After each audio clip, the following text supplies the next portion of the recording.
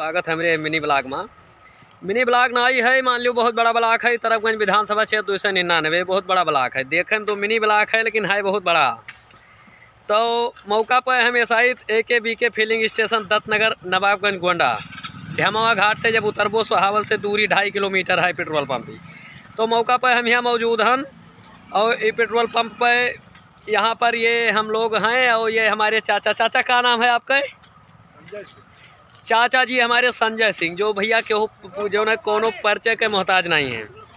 तो चाचा मिले और रोज़ मिलत है चाचा, आज नहीं रोज़ आधा घंटा वार्तालाप होता है। तो आप लोगन का ऐसे प्यार दुलार मिला करता है। वो चाचो हमरे मिले है और बहुत खुशी है। ऐसे प्रेम बनाए रहो सवे। और कहा गया है ना कि चलत डगारिया पीरा जाला पाँव रे, और जोनियों से दूर बा बलमुआ के गाँव रे, जोनियों से दूर बा बलमुआ के गाँव रे। और चाचा ठीक है?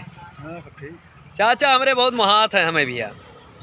हाँ दोनों मान के चलो दिन में तो 4 घंटा तो हाल चाल होता है। बाकी ये चियतराम भंडारी हैं मेरे, वो पीछे बाबा भाई हमारे खड़ा है, आए रहा डीजल ले जाए। भैया का नाम है आपका?